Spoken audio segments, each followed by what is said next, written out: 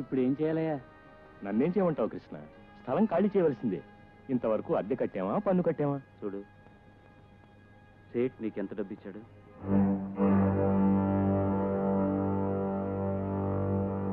ఎంత డబ్బుకు మమ్మల్ని అమ్మేశావు